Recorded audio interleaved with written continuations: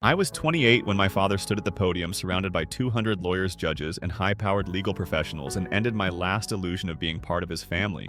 The gala was for his retirement, 40 years building one of the most respected law firms in the city. He wore his signature midnight blue tux, smiling like he'd just won a Lifetime Achievement Award, which I guess he technically had. He thanked his colleagues, his friends. Then he got to the family part. I'm proud to say 4 of my children followed in my footsteps. All brilliant attorneys. The 5th? Well, he chuckled. We suspect he might be the mailman's.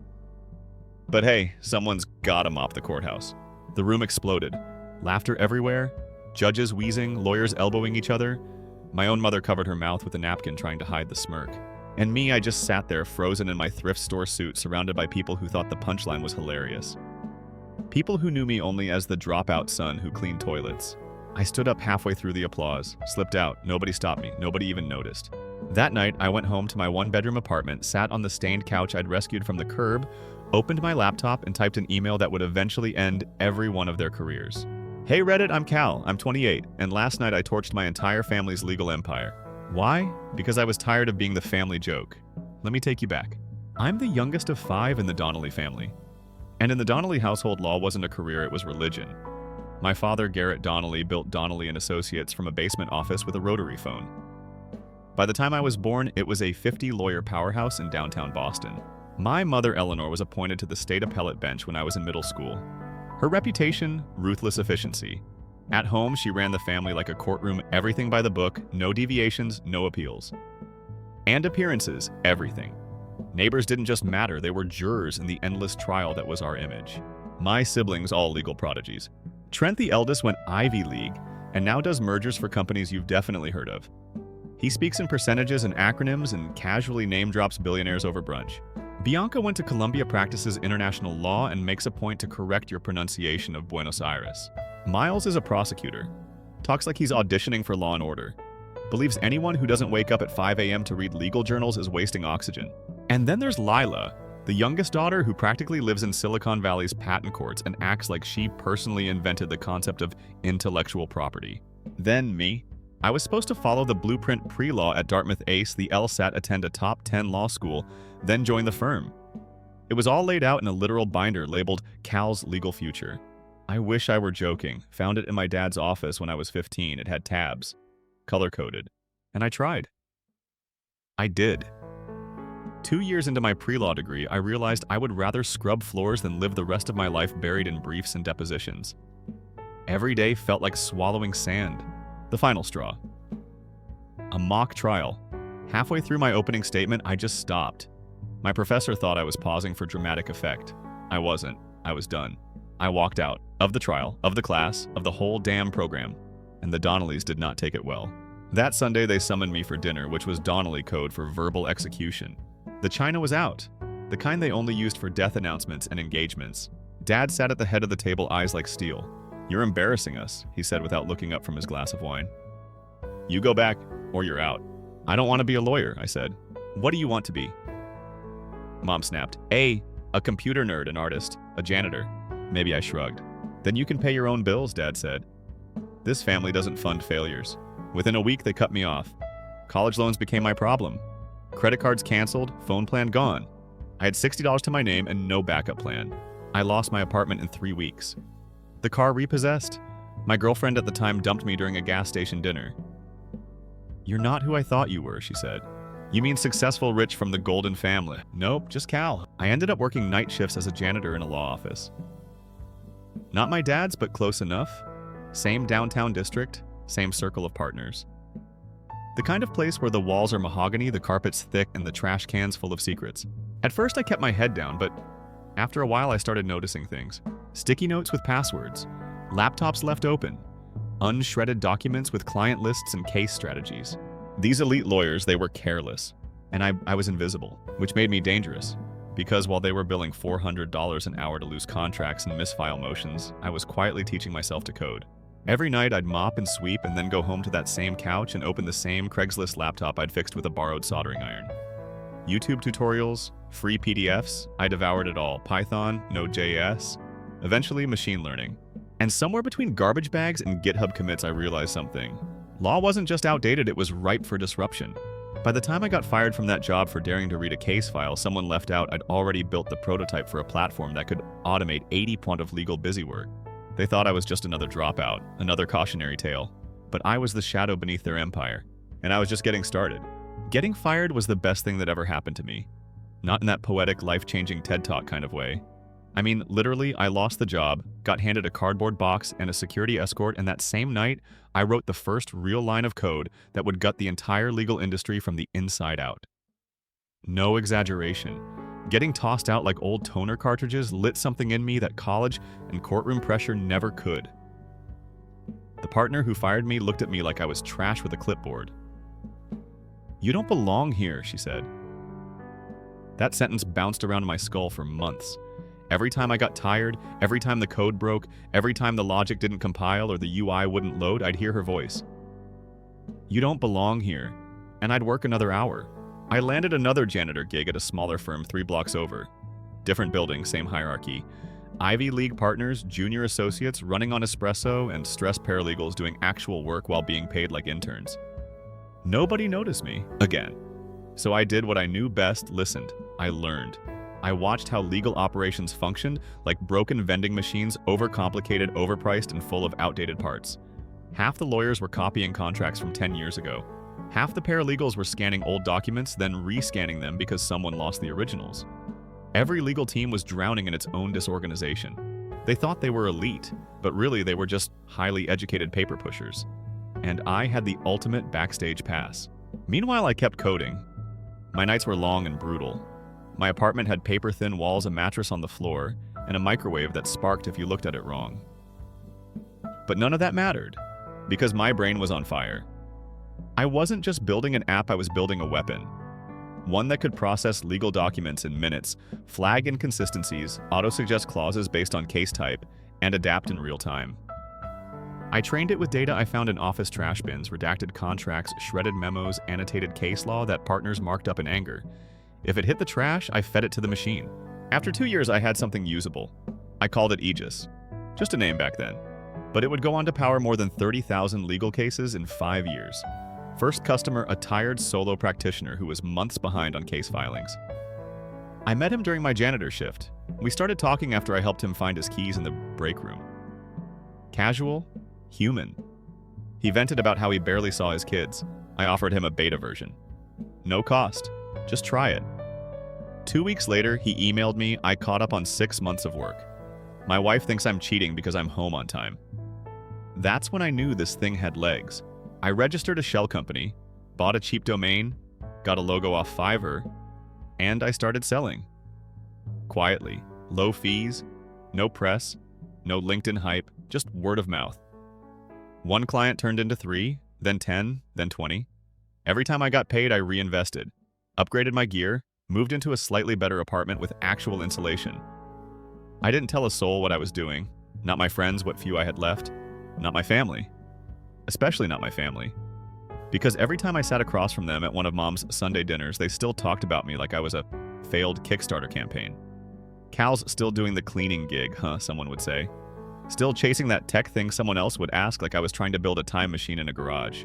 I played along, smiled when they laughed, bit my tongue when they made mop jokes, let them think I was still stuck. Because that gave me the one thing no one ever gave me before time. Time to grow without their noise. Time to build in peace. Time to outpace them without them realizing the race had even started. At dinner, my father would still hold court like he was testifying to Congress. Success, he'd say, requires sacrifice. The irony, I'd sacrificed more than all of them combined. I just wasn't bragging about it over roasted duck. By year 3, I'd cracked scale. Aegis went from scrappy software to a full legal operations suite. It could generate customized contract drafts, compare litigation risks, and even analyze opposing counsel strategies based on language patterns. Lawyers started whispering about it on Reddit forums and Slack groups. I'd get DMs at 2 a.m. from partners asking, "Hey, heard you built something that can kill our backlog. Can we talk?" I always made them book demos through the site. No special treatment, no exceptions. By the end of that year, I had my first real office. Small, ugly, full of personality. 2 employees. One was a brilliant coder from Ukraine who worked remote. The other was the former janitor from my first firm, Mark. Hired him the day after he got laid off for being too old and too slow. Funny, He became the best account manager I ever had. And as the business grew, so did my leverage. I started buying property. Small units at first, then bigger buildings, always under different LLCs. No flash, just paper, slow and quiet. One of those buildings, the one where my dad's firm operated, same corner office he used to work late in. I bought it through a holding company and didn't change a thing. Let them keep renting it. Let them keep believing they owned the world. Because eventually they'd realize they were paying rent to their disappointment of a son. That same year, I acquired the cleaning company I used to work for. Bought it in cash, nobody saw it coming. The lawyers didn't even notice when the uniforms changed color. Suddenly, I had access to 70 law firms across the state. Their offices, their trash, their systems. I didn't use it to spy, I didn't need to. I'd already built something better. But it was poetic in a quiet way. I used to clean their floors. Now I owned the floors and the keys. My platform was doing well, my real estate portfolio was strong. I could have gone public, hired PR, told the world, but I didn't. Because I was waiting for the moment where silence would sting more than shouting, where presence would hit harder than applause. And then that moment arrived. My father's retirement gala. The email came in Boston gold like a wedding invite. Full black tie mandatory RSVP, held at the prestigious Hawthorne Hotel ballroom reserved. Over 200 attendees expected.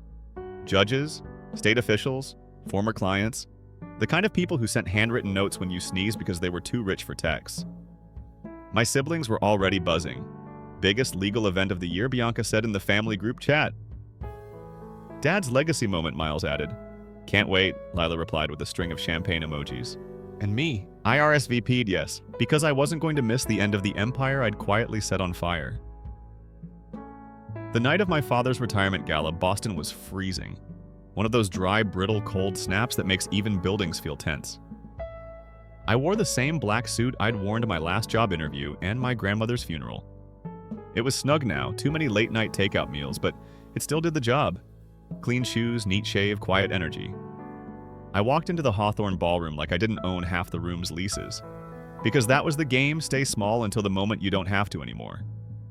The room was what you'd expect from a legal dynasty send-off. Gold trim, crystal chandeliers, live string quartet in the corner. Waitstaff circulating with champagne. The kind of event that tried too hard to feel effortless. My mother was holding court near the head table in a navy gown, correcting people's grammar mid-conversation. Bianca was already name-dropping foreign clients like they were Pokemon cards. Miles had his prosecutor stance on arms crossed, chin lifted, analyzing people like they were on the stand. And Dad? He looked radiant. Older sure, but polished. Smiling in that way people do when they think they've won. I stood near the back, no one noticed, or pretended not to. Which was fine. I wasn't there to be seen, I was there to see. Dinner dragged. Steak and asparagus, crusty rolls that could break a tooth, speeches from old colleagues that all sounded like LinkedIn posts with better vocabulary. Then the lights dimmed and my father took the mic. I knew he'd been waiting for this moment for years. His victory lap. 4 decades of work distilled into a room full of nodding heads and polite claps. He thanked his mentors, his clients, his partners, my mother. Then the kids. I raised 4 lawyers, he said proudly, each more brilliant than the last. Trent, my firstborn, who taught me how to lead. Bianca, who reminds me what global thinking looks like. Miles, our justice warrior. And Lila, the brain behind half the patents in this room. He paused, then scanning the tables, smile widening. And of course, our youngest Cal, who, let's just say keeps the buildings clean and the spirits high. He smirked. 4 out of 5. Not bad odds. We're still waiting for the DNA test on that one. The room laughed. Hard. It echoed. Plates clinked. Someone snorted. It was a full-body laugh, the kind that rolls through a crowd like static electricity. I felt it land on me like a punch. But I didn't flinch. I didn't blink. I just watched. My family dying. Bianca covered her mouth. Miles slapped the table. Lila was shaking. My mom gave one of those tight smiles people wear at funerals when they're secretly relieved. I looked around and burned every single face into memory. Every partner, every judge, every old friend who laughed a little too hard. Because that was the moment. That was when I stopped being their joke and became their reckoning. I left before dessert. Didn't say goodbye. Drove home in silence. My apartment felt colder than usual, the radiator clicking like it was trying to speak but didn't know how. I sat down at my desk, opened my laptop, and stared at the screen for a long time. Then I pulled up the email client and typed the message I'd drafted months ago. All it needed was a click. One click. The subject line was short, service termination notice. The body even shorter. As part of our strategic restructuring, all Aegis licenses in your jurisdiction will expire in 30 days. No extensions, no exceptions. Please transition to alternative solutions. That was it. Clean, legal, ruthless. I hit send. And just like that, the countdown began. What none of them knew was this: they weren't just using my software.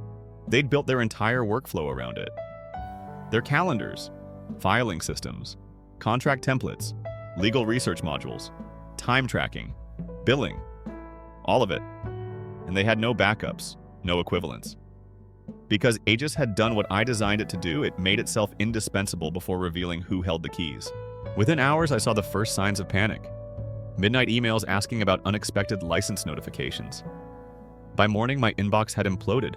Partners I hadn't spoken to in years were suddenly asking for clarity. Some offered double fees, some begged, some threatened legal action. I didn't reply. By day 3, the bigger firms started scrambling to move to legacy systems. But they hit a wall.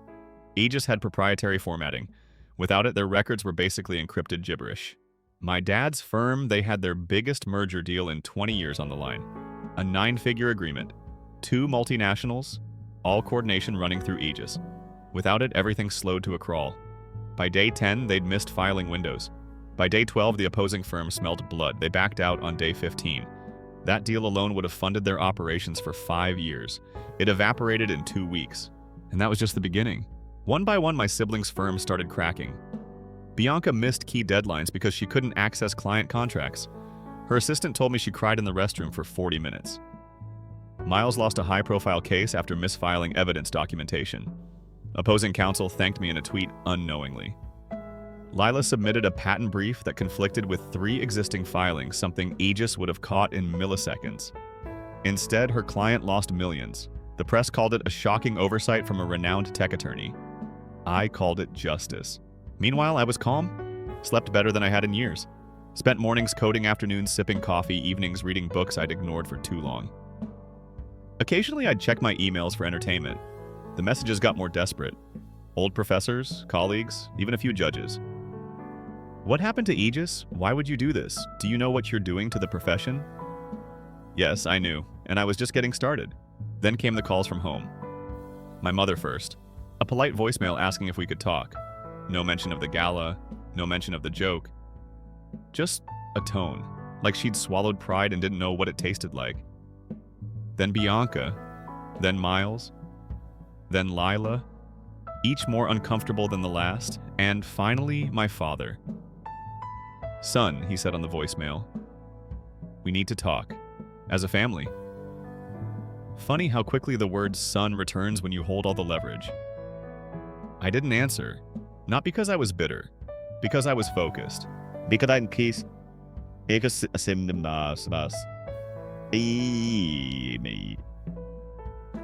How was as I'm me in the end to want to about the same age. I don't need this by type I will be The voicemail from my father sat in my inbox for days. I'd play it sometimes not to hear what he said, but to study how he said it. The pauses, the strain behind each word. That part where he cleared his throat like he was trying to cough out his own pride. I didn't respond. Not out of spite, but because I had nothing left to say. Everything I needed to communicate was already in motion. And they were finally listening, just not in the way they expected. By the second week after the Aegis shutdown notice, panic turned to full-scale collapse. Law firms across the city were scrambling. Their IT teams were useless trying to retrofit 15-year-old systems that couldn't read Aegis structured data. Tempers flared. Lawsuits got filed late. Motions went missing. Clients lost confidence and started walking away. It was like watching a symphony orchestra lose its conductor and sheet music all at once. Except the symphony was made of egos, and the fallout wasn't just noise, it was silence. Deafening, reputation-crushing silence. My father's firm bled clients faster than it could send out reassurance emails. The partners panicked. Several quit. I read in a legal blog that one of them took half the litigation team and jumped to a rival firm. The managing director went on a local podcast to calm the market and ended up admitting they were undergoing a major technological transition. That was code for "we're screwed and too proud to say the janitor took the keys." My phone kept ringing. I stopped answering entirely. Set an autoresponder. Aegis is no longer servicing your region. Thank you for your past business. Clean, cold, corporate. The irony was delicious. The same people who once called me unreliable were now begging for extensions like college kids asking for paper deadlines. Some tried threats, some offered obscene amounts of money. One firm even sent someone to my building pretending to be from a cleaning service supplier. Nice try. Too late. But while the firm scrambled, my family suffered most. Bianca's clients didn't just leave, they dragged her online. One tweet from a tech executive went viral. How can a lawyer who can't access her own contracts represent international strategy? Brutal. Miles' record took a hit too. He lost a major trial that should have been open and shut. Evidence misfiled, precedents missed. It made headlines. Lila had to retract a public statement after botching a patent defense for a major wearable tech client. That story got picked up by a legal gossip blog, and their headline was almost poetic. From genius to glitch when AI isn't the only thing failing you. Even my mother started slipping. Rumors circled that her court clerks were struggling because she was uncharacteristically unprepared in hearings. One reporter noted she seemed distracted, disorganized, and uncharacteristically hesitant. It was subtle, but it was spreading. And I didn't lift a finger. I didn't hack anyone. I didn't break a single law. I just removed the thing holding them all together. And what collapsed afterward wasn't my fault. It was structural weakness pretending to be strength. By the end of the third week, the Donnellys had gone from icons to liabilities. Whispers started at the bar association. Comments about cracks in the dynasty. Partners distanced themselves. Clients jumped ship. And still my phone buzzed with new messages. This time from people I hadn't spoken to in years.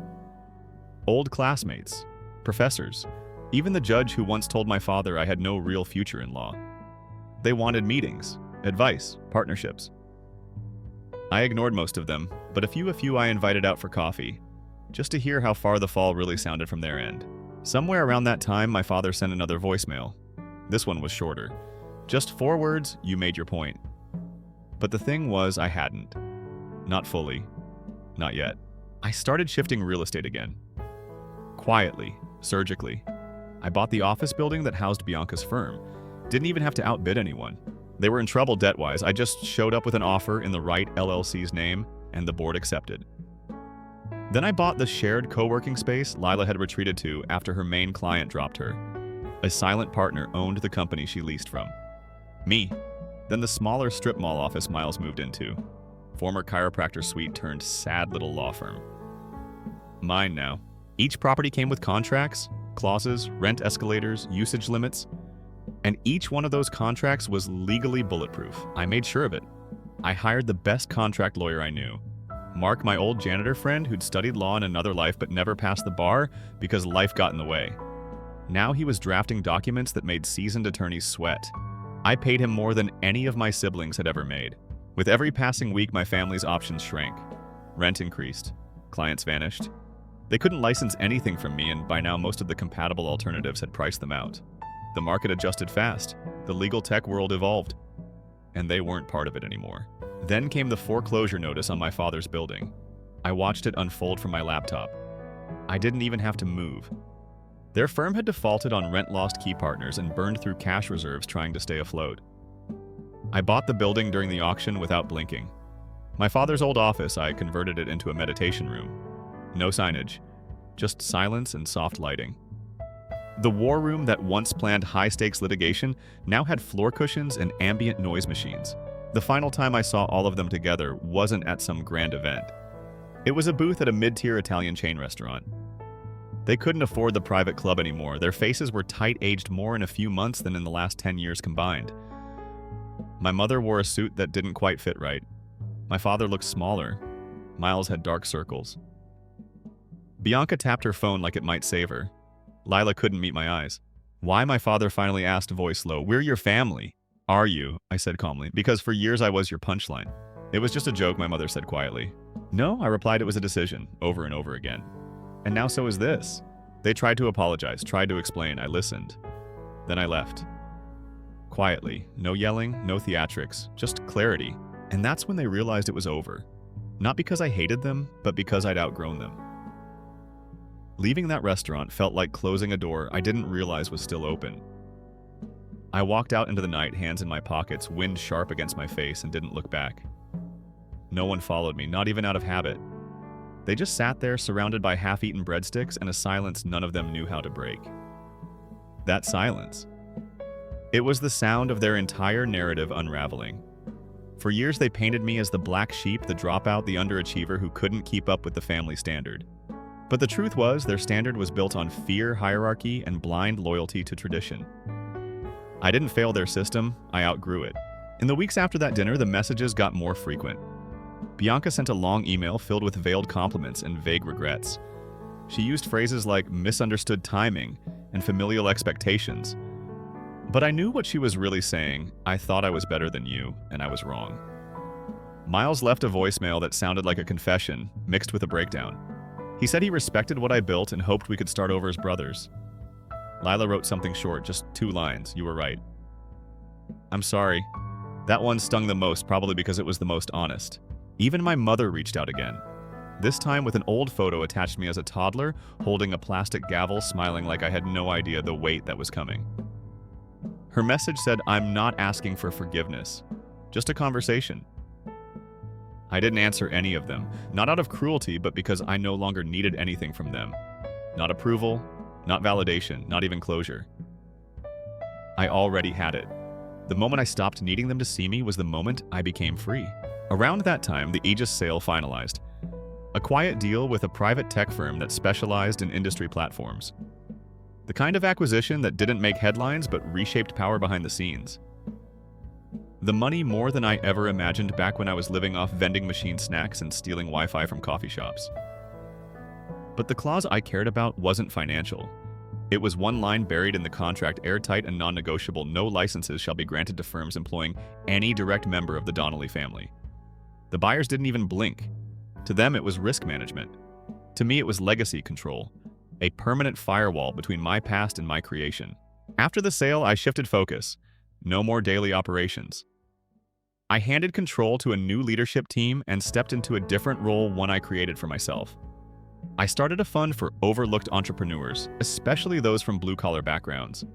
I built free boot camps for coders who couldn't afford college. I partnered with nonprofits helping teens transition out of foster care into tech jobs. I funded scholarships under aliases. Quiet money. No interviews. No LinkedIn posts. Just impact. The kind of work that felt like healing, not hustle. The cleaning company I once worked for, still running. Still mine. But now every employee has full benefits, stock options, and flexible schedules. Some of the original janitors from back when I started are now millionaires after the IPO. The night crew I once worked with, they call me the quiet boss. I like that. It fits. Meanwhile, my family kept spiraling. My father took a job as a public defender, low pay, long hours, endless stress. I watched an interview where he talked about rediscovering his roots and serving justice at its core. I almost laughed, but I didn't, because maybe in his own way he was trying to rebuild what he'd destroyed. My mother retired early, said it was for health reasons, but I knew better. Her last few rulings were shaky, her confidence shattered. The rumors had grown too loud.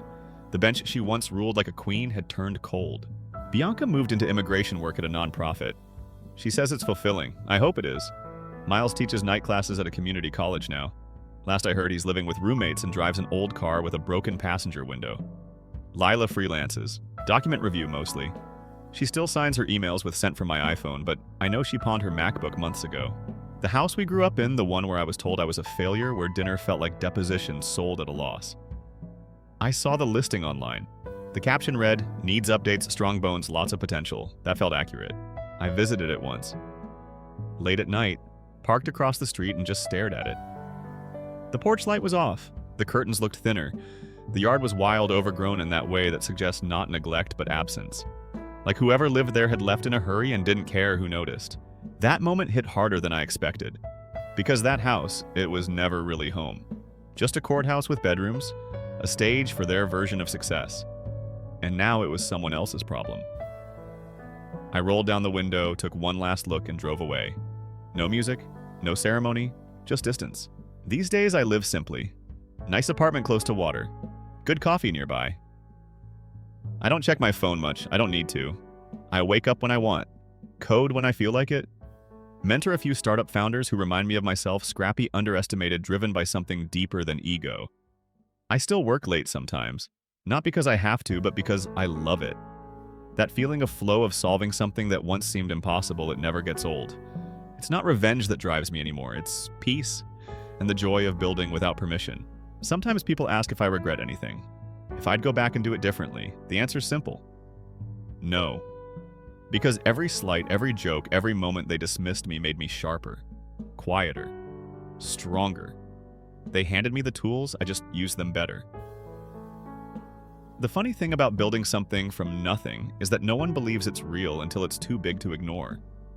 People will dismiss your efforts, laugh at your dreams, scoff at your hustle until you're standing on the summit and they're left wondering how you got there without their map. But by then, the climb is already behind you, and so is their approval. That's what I realized standing in my quiet apartment one evening, watching the city lights flicker like a heartbeat. I didn't need anyone to see me anymore. I'd already been seen by the only person who mattered me. The final piece of my plan wasn't about destruction. It was about legacy. Not the kind my father always talked about, built on prestige and fear. Mine was different. It was about leaving behind more opportunity than I started with. About creating a ladder for others who were always told they didn't belong on the wall. I began investing in communities most tech firms ignored. Set up workshops in forgotten neighborhoods. Hired people with records with gaps in their resumes with no college degrees but something better grit. I saw myself in each of them. Hungry, angry, focused. I taught them what I'd taught myself, how to build something powerful without waiting for permission. Some of them surpassed me within a year. That made me proud. Word got around.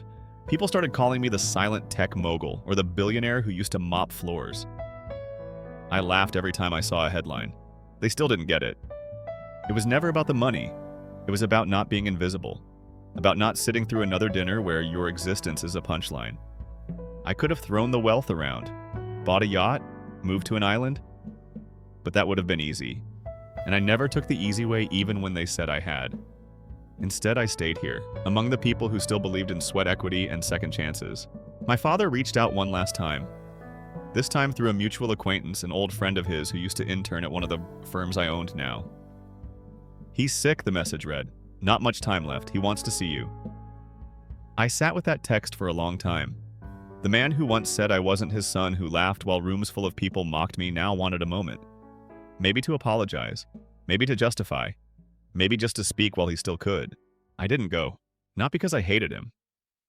I didn't. That was the strange part. I'd moved beyond hate.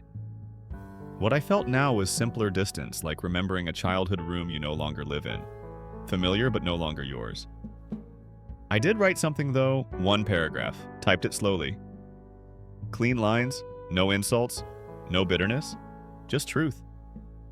"You once said someone had to clean up after lawyers. You were right. I just didn't use a mop." He passed 3 weeks later. No funeral invitation came. I didn't expect one. My siblings kept their silence. Publicly, they said the right things. Tributes in bar newsletters, photos with black ribbons, quotes about justice and legacy. Privately, they stayed quiet.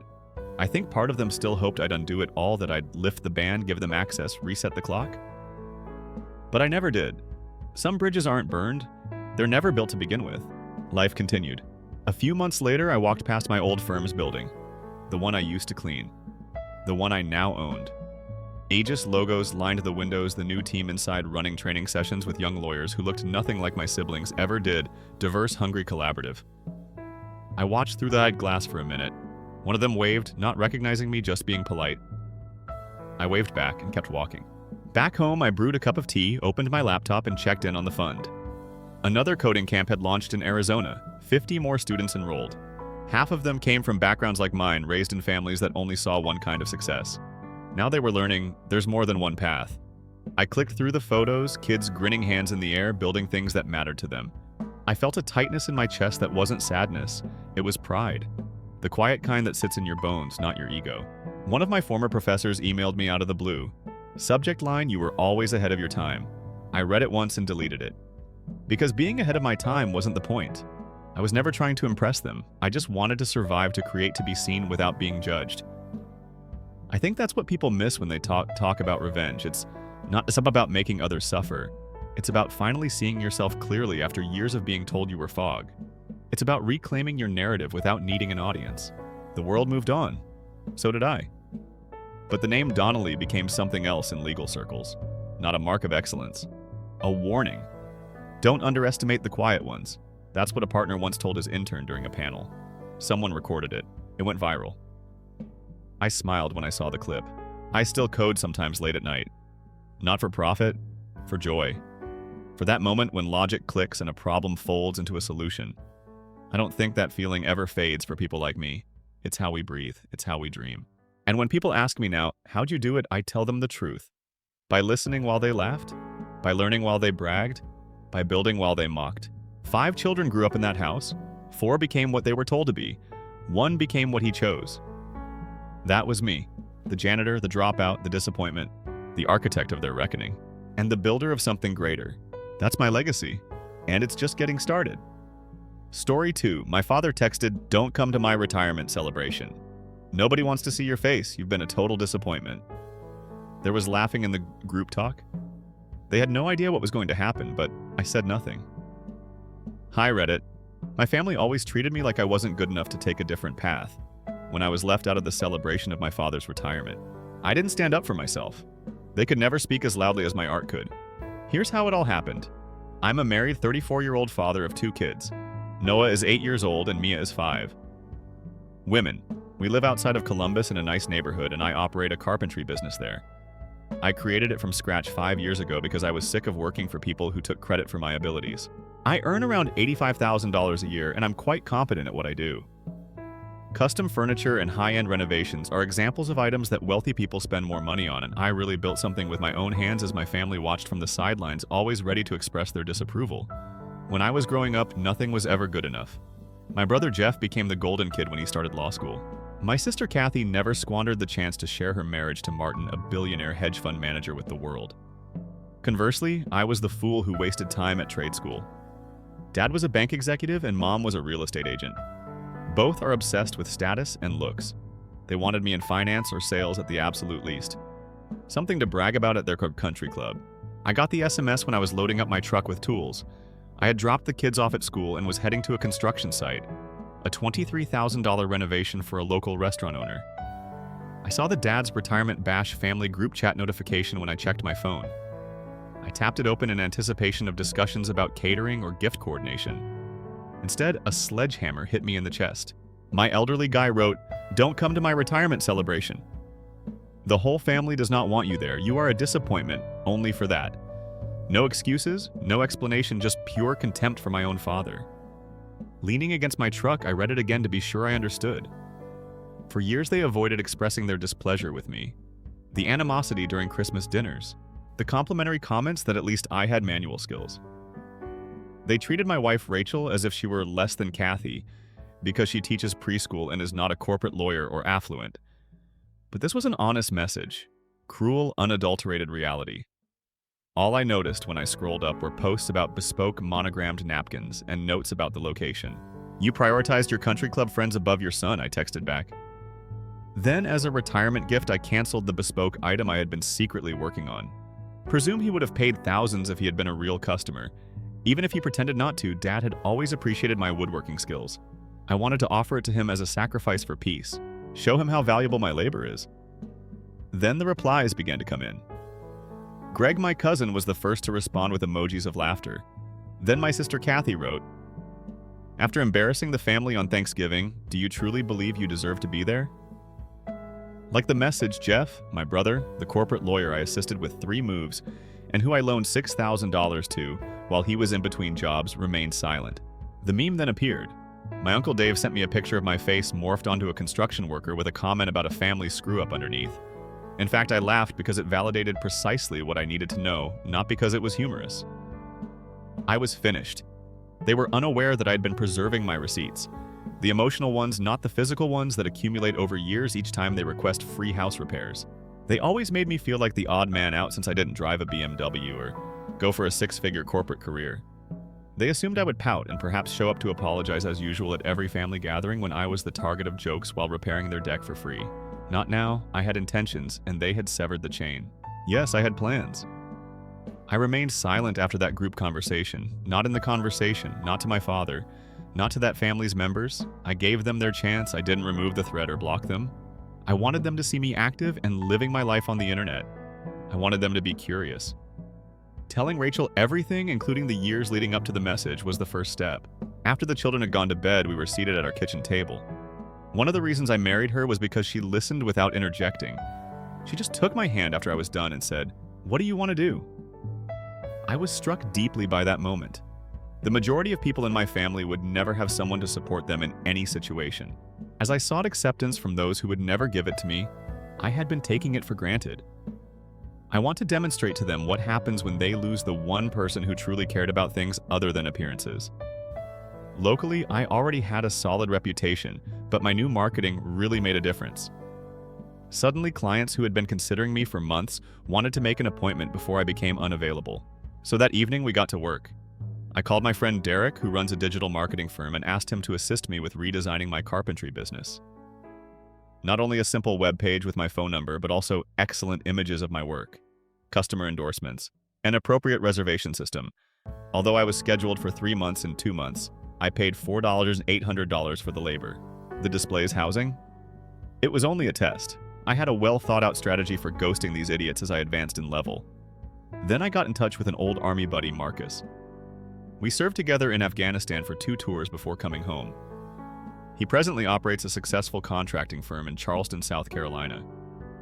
He had been pushing me to collaborate with him for a while, saying that the need for custom woodworking was rising, and we had kept in touch over the years. Their less skilled craftsmen are needed. He had even volunteered to help if I ever wanted to move. I texted him. A master carpenter is still needed in Charleston. It took him only a few minutes to answer. Of course. My sons are booked for 6 months. A clientele is ready and waiting. I made good use of social media in the interim. I started posting my high-end creations such as the hand-carved dining table that brought $9,500, the specially designed built-ins for a local SEO and workshop videos that showed off my methods. Always act professionally. A constant triumph. I didn't mention family issues. I didn't have to. They also made a note. I saw that they were seeing my Instagram stories. Greg started to find my postings entertaining. Kathy commented on a picture of a walnut desk I built. Whoa. Fantastic work. Mom started sending private messages on a variety of subjects, such as articles about carpentry and questions about the kids. They were all left unread. All left on. Then Dad sent a direct SMS. Mom worries about you. Answer her messages. Don't say sorry. No acknowledgement. Just an order. I didn't respond. I was carrying a hidden weapon. They didn't know about 2. Kevin Barnes, my former boss, came next. I used to work with him at a cabinet company years ago. He never forgot the last time I assisted him with a last-minute assignment for the mayor, while the biggest client in the business was prepared to depart. Kevin has become one of the most well-known furniture designers in the Midwest. Even got his own television show. We had kept up a casual connection throughout the years. Project feedback and sporadic correspondence. I sent him a few images of my latest projects via email. He called me the next day. Ronan, this is top-notch stuff. Why haven't you been showing this off? We spoke for an hour. In the end, he granted me a guest appearance on his show and introduced me to his distributor who was looking for artisan pieces. It's that easy. I have a countrywide platform and a potential distribution channel. 2 weeks after Dad texted my brother Jeff called, when I didn't respond. He left a voicemail. Hey, Dad is retiring on Saturday. Mom would like to know whether you intend to go. Please tell someone. I didn't answer the phone. Let them sweat. Around 3 weeks after the texting incident, I had just finished building a built-in library for a university professor when my phone rang. My cousin Trevor was present. In any case, not the one in the group chat. Years earlier, he had gone to Seattle after a falling out with Uncle Dave over some borrowed money that was never returned. To keep in touch, we would sometimes text each other about football and fishing. Dude, what the hell is going on between you and Uncle Richard? He asked as soon as I picked up. I gave him a condensed version. The text's response is years of being perceived as a failure as a family. Trevor was quiet for a minute. "They talk shit about everyone behind their backs," he stated. "St. Jeffrey even piqued my interest. What do you say?" There was no joy in his laughter. "Your dad was at my parents' house last month. I heard him and my dad conversing when I was in town. He was whining about having to assist Jeff with the down payment on his house because Jeff's business was having trouble. At least Ronan can stand on his own 2 feet, even if it's just by swinging a hammer," someone said. I was smacked like a truck by that. "There's more," Trevor went on. "It seems like your mother despises Kathy's spouse. Behind their backs, Martin refers to him as the conceited jerk. Get this too. The cause of this large-scale retirement party. It wasn't your dad's decision to retire. He was forced out by the bank. It has to do with restructuring. However, my father claimed that his department was the subject of rumors regarding accounting irregularities. After Trevor called, I spent a lot of time in my truck thinking about how I had been the black sheep for all these years. The entire family turned out to be a front. A lie-based house of cards. My sister Kathy's college roommate Megan texted me the next day. At the few occasions when she was present, we had always gotten along. She had just begun working at the same charity board as Martin Kathy's wealthy husband. "Ronan, hello." Strange query. Are things going well for Martin and Kathy? At 2 a.m., she called me in tears. Something to do with using his assistant to find messages on his phone. I returned Megan's call. As it happened, Kathy had discovered Martin having an affair with his 26-year-old assistant. She had constantly thrown the ideal life, the ideal marriage, and the ideal wealthy husband in my face. Another facade coming apart. Amber, the wife of my cousin Greg, sent me a Facebook message 2 days later. She had always been pleasant, but we weren't close. "This retirement party has your family in a panic. All these bank executives and your dad's old boss are coming. They're terrified that people will ask questions and that you won't be present. In fact, Kathy recommended hiring someone to pose as you. I just wanted to let you know." That one really made me laugh aloud. Casting a performer to portray the awkward carpenter's son. Even for them, that was a new low. My former boss, Kevin, gave me the real kicker when he agreed to let me appear on his show. He had phoned several of his contacts in the sector to inquire about my work. One of those contacts had done business with my family and was a high-end furniture dealer in Columbus. Ronan. Strange thing, I informed Stanley at Columbus Fine Furnishings about you. He recognized your last name right away, said that for years your parents had been purchasing from him. The funny part is that he claimed to have spent thousands on artisan furnishings and that they frequently display your things to their acquaintances. It seemed as though someone had hit me in the gut. My work had become the topic of their boasting. They made fun of me for doing the same work. Kevin moved on. Stanley remarked how your father had brought in some business acquaintances and showed them a console table out of walnuts that you had constructed for them for Christmas previous year. He claimed to have spent $7,500 to an exclusive artisan for it. Everything was coming together. I wasn't only treated disrespectfully by my relatives. In reality, they were satisfied with my job. They were simply too proud to confess that their kid was the artisan. I wasn't good enough to gain attention, but I was good enough to offer the status markers. I relayed what I had uncovered with Rachel that evening. It did not surprise her. They have been exploiting you for years, Ronan. Families in need can receive free childcare, free labor, and free furniture. But God forbid that you be genuinely appreciated for what you do. She was right. My plan shifted from just departing at that time to ensuring they realized what they were losing. We had 5 weeks to move to Charleston. I had to set up the scene just at that moment. Our house was first marketed by Rachel's cousin, a realtor, but I requested that she remove it from public listings, only for private sale. I informed her that I didn't want it to be widely publicized just yet. We had made significant changes and the real estate market was booming. My own work only. We were prepared since Rachel's cousin had subtly hinted that the market was heating up months prior. The family didn't know we were asking for an extra $80,000 on top of the $80,000 we had already paid 4 years earlier. And based on her initial assessment, we would most likely receive it. The housing supply in our community was at its lowest point ever. Because Rachel's cousin had buyers lined up looking for houses similar to ours, we were able to sell for such a high amount and close quickly. Next, I focused on being highly visible without being approachable. I consented to be interviewed by the local business journal on custom carpentry in the age of mass production. The article featured pictures of my workshop, highlighted upcoming projects, and discussed potential avenues for expansion. I made sure to get extra copies, even though I didn't send any to family.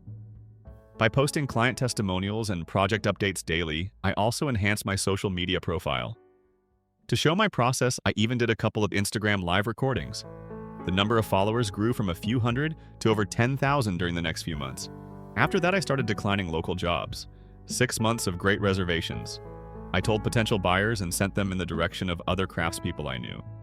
Actually, in order to relocate and launch a new company with Marcus, I had to make time in my calendar. About 2 weeks before to the retirement party, I wrote, "Big changes ahead," beside an enigmatic photo of empty moving boxes stored in my workshop. Watch out! That's when the real text started coming in. Kathy phoned first and left a message on the voicemail. Then Mom wrote, "Are you moving your workshop, honey? Dad and I were talking about the extra room in the basement if you need storage space." I didn't answer. I didn't respond to the inquiries. A day later, Jeff phoned. When I failed to reply, he texted me, "Man, what are you doing with the boxes?" Is the business doing well overall if you need legal advice for a new business structure or financing? I'm accessible. He would frequently make passive-aggressive comments about manual laborers until I mentioned my list of 5-figure clientele. They were suddenly concerned about my career. They ignored the same one for years. Then came the retirement party. Invitations have arrived in the mail, announcing on official gold-coated cardboard that Richard Henderson's 40 years in banking will be celebrated. When Rachel handed me the envelope, her eyebrows sprang upward. I opened it to find a handwritten note from Mom with the invitation, and she stated, "I guess they're hoping you'll still show." Ronan, please come. It would mean the world to your father. No apology, no acknowledgement of the content or the group discussion. Mockery. Only the conviction that family responsibilities would take precedence over one's own dignity. Finally, 3 days prior to the party, Dad called. I ignored the voicemail. "Ronan, Dad is present. Your mom is really worried about you. This is immature in action. If you want to come on Saturday, do let us know. Notable people will be in attendance. Important people." No. I'm sorry. His sole concern was how the key players would perceive his son's absence. I didn't answer the phone, but I did something better. I decided to finish the wood display cabinet that I had first put off. Since it would be my last words, I arranged for its delivery to their house. I've never done a better job. This quarter-sawn wood has dovetail joints, glass panels, hidden compartments, and distinctive brass hardware. It's the kind of stuff that would get $5,000. Easy. The last thing I will ever send you is a card that read, "Congratulations, I'm met on your retirement." The delivery was scheduled on the morning of his retirement party. In the meantime, we were finalizing the specifics of our plan. There was a contract for the house, sold for $95,000 more what we originally paid. There was a reservation with the moving company. Marcus had found us a rental in Charleston until we could buy anything. He also had 3 important clients ready for specialized work already. Kevin had scheduled me for his TV show the next month while the distributor reviewed my portfolio. It was all fitting together perfectly. The most satisfying puzzle piece was the last one. I had been talking to Dad's the biggest competitor of the bank about designing and building unique furniture for their newly renovated executive level. The transaction was for $120,000 more than Dad probably made in a year at the end of his career. In addition to the delicious irony that his retirement party was being held at this competitor's event space, I had made sure that the contract announcement would be live on their social media. The night before the retirement celebration and the morning of the party, Rachel and I watched the kids play in the yard. She clutched my hand as she got ready for tomorrow. I nodded. More than ready.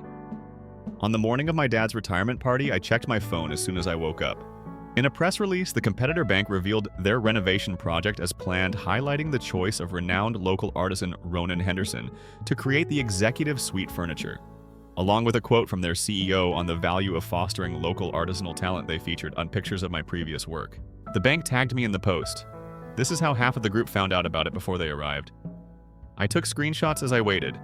At 9:37 a.m., my workshop security camera picked up activity. The delivery team was loading the wood display case into their car at exactly 10:15 a.m. Rachel came into the studio when I was working on some little projects. "Your mom called 3 times in the last 10 minutes. Should I answer?" She pulled out her phone. "Not yet," I said. At 11:22 a.m., the delivery service confirmed that Richard Henderson had signed for the pack, then came the storm. Mom called 7 times in a row after that. Dad called twice. Kathy texted, "What the hell is this, Ronan? Dad is crying." Crying. "What did you do?" Jeff was very direct. "Go ahead and pick up the phone." The scope of this shit is adequate. After putting my phone aside, I headed to the park to spend the day playing with the kids. When we finally got home at 4 p.m., about 1 hour before the retirement ceremony was scheduled to start, I turned my phone back on. Of the 43 text messages and 27 missed calls, most were from family. But there were also a few from friends and even a few from Dad's workplace. I browsed through the text messages. They contained shouts of desperation, confusion, and fury. "Please call us immediately, Mom Ronan. Your father cannot go to the celebration in this manner." "Jeff, how much time did you spend speaking with First National? Did you know how this may look? Dad's career is ending and he is being humiliated." "Kathy, the display case is beautiful, but the card was awful. Mom can't stop sobbing and crying. Please give me a call back. Martin moved out yesterday and I can't handle any more issues." "Uncle Dave, you've gone too far, kid. Blood is blood." The most interesting one was from Dad's job. "Ronan, this is Walter Prescott. I am really impressed with the work you have done via First National. Richard told me you were his son, but I didn't know. We would want to discuss potential opportunities." I showed Rachel the messages. Rachel, she read them and then looked up at me. Are they still unable to comprehend the fact that they hurt you doesn't matter to them? Their looks in front of their friends is the source of their annoyance. She was right. None of the texts contained a genuine apology for how they had treated me. It all came down to Repayan, 30 p.m. It's time to have a celebration. Soon as the festivities for the retirement began. Finally, I responded. Instead of one-on-one, it had all begun in the family group chat. By now, you've all seen the news and received my gift. Consider this the RSVP for my retirement celebration. No, I won't be there to play the submissive son in your presentation of the perfect family. While secretly bragging to your friends about my work, you have been treating me like a shame for years. You've called me for free work and mocked my career choice. You kicked me out of the family whenever it suited you. And now that my absence seems unprofessional, you want me to come back. Here are a few things to consider. I'll be moving to Charleston next week. The house has been sold. My contracts are worth more than my father's past year's earnings. None of you can now equal the child you were ashamed of's accomplishment. So enjoy the festivities. Appreciate the exhibit and the justification for my absence. You will never have anything left of me after that. I put down my phone and took the kids out for ice cream once we came back. The real explosives were down. Trevor's voice had been added. The moment has come to expose this toxic family dynamic. Amber. Greg, your cousin is correct. Your family has always treated him like garbage. I have seen that for years. That night, Rachel and I were packing the rest of our personal stuff. My phone rang again. It was Kevin. Ronan, how in the world did you manage that Richard Henderson's wife is crying and begging me to help them patch things up with you in my showroom? That was not what was expected. My mom came to see you. Yes, and she's a total failure. Says they didn't know you were going across the country. Asserts that you have been ignoring them for weeks. I explained the situation. Kevin listened with a groan. See, I get it. But she appeared to be really broken up. Asserts that your father did not write the text. Your brother Jeff seems to have used your phone while your dad left it at their place while they were organizing a family meal. Claimed that it was a prank. It became out of hand once everyone got on and no one knew how to stop it. Jeff authored it and let Dad take the fall for it. That's what she said. I believe she's really upset. She brought photographs of you as a child and your dad from your high school woodshop show. Asserted that they had kept all of your projects. Even the clunky third-grade birdhouse. My mind was racing. Jeff came up with this concept. The golden child had acted like our father to keep me out, and then transfer the blame to him. Strangely enough, it made sense. Jeff was constantly jealous of me whenever I got attention. It had to be the constant favorite. But that didn't change the fact that no one had stood up for me. The record had not been amended.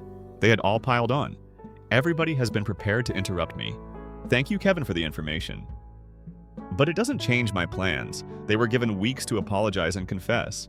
Instead, they only contacted me when they had a need. We left for Charleston 2 weeks after the retirement ceremony. The movers were previously scheduled. I had begun the procedure weeks before, knowing exactly how it would play out. After that, I didn't respond to any texts from my relatives. When the moving truck arrived in the morning, our old house was empty by noon. The new owners would move in the next week. Nobody knew how long we had been planning this move. Marcus had been providing me with rental lists for months, and we were able to select a place that was perfect for our needs. It took 11 hours to go to Charleston with the kids and a moving truck. Marcus met us at the rental house with dinner and keys. It was the perfect place. 4 bedrooms and an attached garage characterized this craftsman-style house. I could use it as a workshop until we came up with a long-term solution. During the first week, Marcus had made arrangements for me to meet with potential clients and establish business. He was pleasantly surprised by the market. Wealthy families and businesses are willing to pay top cash for customized work. I had deposits for 6 major projects and a waiting list in place before the end of the week. Rachel was successful in landing a preschool teaching position that paid 20% more than her prior salary. The kids adapted quickly. Noah joined a baseball team while Mia found a ballet class she loved. We were building a new life piece by piece. Then Trevor texted me exactly 2 weeks after we moved. "Stay vigilant. Your relative Jeff is no longer employed. Something to do with customer funds and gambling debts. Your parents are frantic." Despite doing some research, I didn't respond. As anticipated, Jeff's law firm announced his resignation and sent out a press release assuring clients that their money was secure. Damage management was obvious if you look past the obvious. 3 days later, Kathy called Ronan and said, "I know you probably hate us all right now, and I don't blame you, but I need to talk to you. It is related to Jeff and Dad. Furthermore, I now live with my parents. It's getting to be a horrible divorce." Martin attempts to process everything. "Please give me a call back." I called her back. "This isn't a guilt trip, I hope." In response, she said, "I swear," and I could tell she had been crying. I continued, "It's not. Everything is falling apart here. Jeff was fired last week. He stole money from consumer accounts to cover his gambling debts, almost $200,000. There won't be any accusations against him if he repays it. But he doesn't have the money. I'm also concerned about how Dad paid for it by refinancing their house. They had owned the house free and clear for 15 years. They're in their 60s, Ronan. Dad's retirement money is now gone, and they have a housing payment they can't afford on their meager income." I leaned against my workbench this time. "Why are you telling me this?" Kathy exhaled deeply. "Jeff acknowledged using Dad's phone to send the text about how he's been exploiting and sabotaging your connection with the family for years because he was jealous of your ability and independence. Your voicemails would be erased. Talk to your father about the things you said that you didn't say." He gave up every detail about Jeff. There were traces of his interference everywhere. Conversations that didn't add up and plans that mysteriously changed. We simply never connected the dots because nobody expects their own brother to undermine them. She paused, then whispered softer, "I must also apologize. Because you didn't move in the way we were supposed to go, I disparaged you for years. I married Martin because he was wealthy and well-known. Not because I had feelings for him. I flaunted my vacations and big house. I acted like I was better than you. Now look at me. Broke and getting a divorce, living in our parents' guest room, while my adulterous ex-husband's lawyers try to take what little I have left. I simultaneously felt sick and vindicated. You all just had faith in him. No one ever questioned me about why I would say hurtful things or cut off calls suddenly. Her words, we ought to have... After you left, a lot of things started to make sense. Miscommunications frequently occurred, and Jeff frequently served up as a mediator between you and your father. We were blind and in error. I didn't say anything for a while. Kathy, what do they want from me? I finally asked Cash. They don't know I'm calling you. Quickly, the woman said. But they'll lose the house, Ronan. Mom is a total failure. Dad's health is becoming worse due to the stress. They have started selling everything, including my furniture, to pay off the mortgage. I think the treasures they claim to have were worth thousands of dollars. The irony was not lost on me. I need to think about this. At last I said, I will return your call. I thought about it a lot. I want them to learn from their errors, understand it well. Not only say I'm sorry, but understand that they need my help. And I want Jeff to pay the price for the first time in his life. The following day, I called Kathy once more. I need to talk to everyone. Call a video conference. Tonight at 8, Jeff, your folks, and you. 8 p.m., clear their faces, occupying the whole screen of my laptop. The way they looked was awful. Ronan, it began with Mom. We really apologize for interrupting her. I'm not yet prepared to apologize. First, I want the truth. Tell me exactly what you did, Jeff. Everything. Jeff inhaled deeply. I used Dad's phone to text about the retirement celebration. You were clearly putting a lot of effort on the display cabinet. I heard you were planning a fantastic celebration. I was indeed. I was jealous. You made something concrete on your own terms. I was drowning in student loan debt, hating my job, and gambling to feel anything when everyone laughed at the SMS. I was too cowardly to admit what I had done. What else? I exerted force. With time, I deleted voicemails. You informed Dad that although you had promised to try, you had not convinced Mom that you were too busy to go to family events. I've been provoking conflict between you and the family for years. Dad looked shell-shocked. Mom was crying quietly. Now that you've exploited your consumers, you've included our parents in your mess. Flatly was my response. Jeff nodded pathetically. I turned my attention to Kathy and you. When Mom peered down your nose at Rachel and me all those years ago, she wiped her eyes. I was uncomfortable. I wanted everyone to think I had done it. All the while I was showing off my perfect life. He was cheating with half of his job. I have nothing left now. Because of the prenuptial agreement, there is no alimony. I was too innocent to listen carefully. All those expensive vacations and stylish attire. In addition, I have less saved than you do. I waited till there was silence.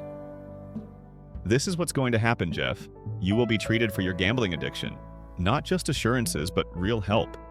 You will endeavor to provide for your parents as much as possible, even if years go by. He nodded. Mom and Dad, I'm giving you something else in lieu of money. I just secured a lease for a bigger workshop here in Charleston. On the property where we are, there is an in-law suite that overlooks the garage. You are free to move in here. You may live there for free while you decide what to do next. Despite their horrified expressions, I continued. There are restrictions. This isn't a free pass, Dad. Your experience working in banking has given you knowledge. You will help me with the operations of my firm, agreements for client management and bookkeeping. Mom, you have real estate experience. Here, you will help us locate a long-term home. I then work with my designer to organize and photograph my pieces for marketing purposes. Do you want your task done by us? Dad questioned, looking puzzled. No, please stop being dead weight. If you want to get back in? Mom was crying out loud now. We were wrong. I am aware that it will require time. No, I agreed. You don't. This isn't for you, though. I'm doing this for my kids because they deserve to know their grandparents. I'm also doing it for myself because enduring rage exhausts you, and I want to build bigger things with that enthusiasm. I looked across at Kathy. If you want to feel free to do so, there is one additional bedroom, but it is the same. You're employed. You contribute. No more criticizing our behavior or Rachel. She nodded. She couldn't stop weeping. That would be pleasant, and I promise that I've realized my mistake. With tentative preparation and a few sincere thank yous, the call ended. After hanging up, Rachel put her arms around me. Perhaps, I replied in response to her statement that you're a better person than they deserved. Or maybe I just see how important it is to make something long-lasting. 6 months later, my parents moved into the in-law room over our garage. Using his financial expertise, Dad was able to oversee our accounts and secure a small company loan to expand the workshop. Mom utilized her real estate expertise to locate us a century-old craftsman house with land for the ideal workshop, and she started arranging my furniture pieces for excellent shots. Kathy moved into our extra bedroom after her finances were severely damaged by her divorce from Martin.